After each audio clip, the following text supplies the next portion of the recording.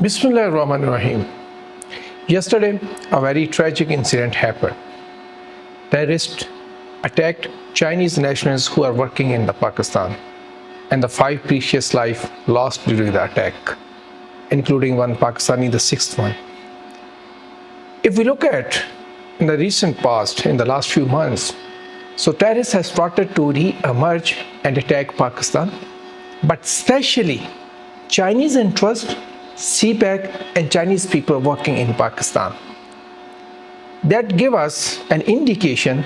So these terrorist attacks are not a random attack. It seems that these attacks are very well planned. They have the objectives. What is the objective? Number one, to destabilize Pakistan, to bring back terrorism in Pakistan. But most importantly, to attack Chinese interest and CPEC in Pakistan. They perceive it will help them to create differences between China and Pakistan, which they want, because they want Pakistan to be separate from China, so they can initiate an other circle of chaos around in the surroundings of China. We have seen in the last few years, they are working on different options. One, they were looking toward the Ukraine. The Ukraine-Russian conflict is going on. Then second, they left Afghanistan abruptly. There was no government. They negotiated with the Taliban, the same Taliban to whom they declared terrorists, the same Taliban for which they attacked Afghanistan. They handed over Afghanistan to same Taliban. That is the internal matter of Afghanistan. I don't want to comment on that. But they left it abruptly, created a vacuum. So it gave a space to the terrorists to re-emerge and reorganize. Especially when we look at the statements and others from some leading leaders or the politicians from Afghanistan. The biggest example is, the most prominent example is ex-president Hamid Karzai. He clearly told to the world that US is helping Daesh, ISIS, to establish in Afghanistan. And then if you look at the statement from the President Donald Trump, he categorically mentioned that ISIS was created by USA. And now the ISIS was getting strong in Afghanistan before the departure of US and allied forces from Afghanistan. So we can imagine, so this war or the terrorism is not very simple at this point of the time. If we look into go into the more deep, it also includes the bigger aim of the Western countries, USA and their allies, to check the rise of China. They are putting all efforts to check the rise of China, but they are not successful. That's why now they are turning towards the violence.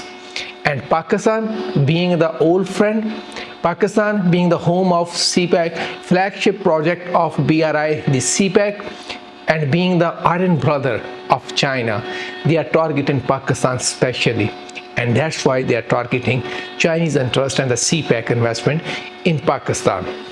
That's why I believe Pakistan have to respond in a very calculated, wise and a smart way. First of all, Pakistan have to look at the domestic level. At domestic level, Pakistan have to understand the security requirements of second phase of CPEC is entirely different from the first phase.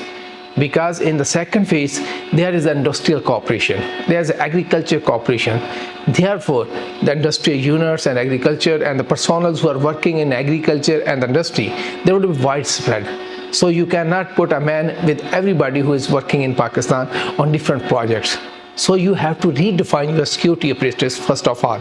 And second phase, you have to give lead to the police, because police is everywhere in the country. They have their own strong network. More importantly, they have the experience to work in the community and deal with the civilians.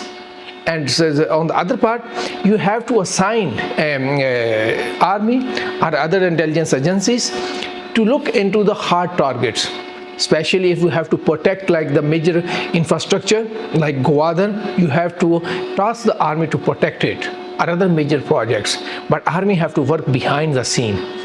In the field, you have to give the lead to the police. Second, for international arrangements, it's very complicated.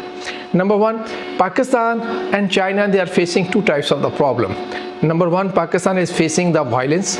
Number two, Pakistan is facing the fifth generation warfare. China is also facing the fifth generation warfare. China is also facing the trade war. China is also facing the technological war.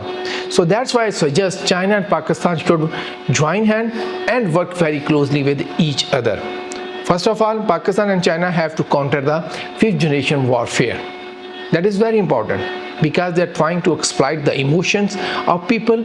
They are trying to create different types of the problem. Like in the case of China, they were trying to ignite the problem of the Hong Kong. Then they are now working on the Taiwan, on the fifth generation warfare. So we have to be very careful about that, and Pakistan especially need to be very careful because in Pakistan they are trying to create wedge between the provinces of the Pakistan. And second, Pakistan and China have to take the concrete measures, or you can say the hard security measures, to protect the interest of both countries. For example, if there's some terrorist activity, they should respond together. They should investigate who is supporting those elements. And for that purpose, Pakistan have to take a lead to do a security audit of its CPEC projects and Chinese investment and a country as a overall. We not only have to concentrate on our enemies, but also on our friends and the competitors. Because it's an open secret, some of friends of Pakistan, they are working very closely with the enemies of Pakistan, like India. And India has openly said that they want to sabotage CPEC. So China and Pakistan also have to look into that dimension, how they are creating problem for Pakistan. So the better option for both countries is to work together, join hand, and respond it accordingly. And lastly, engage people. Pakistan have to engage people. Pakistan have to create livelihood opportunities for the people to be engaged. Pakistan have to create the better economic opportunity for them to engage them. And this will definitely will help Pakistani forces to defeat the terrorists. Thank you.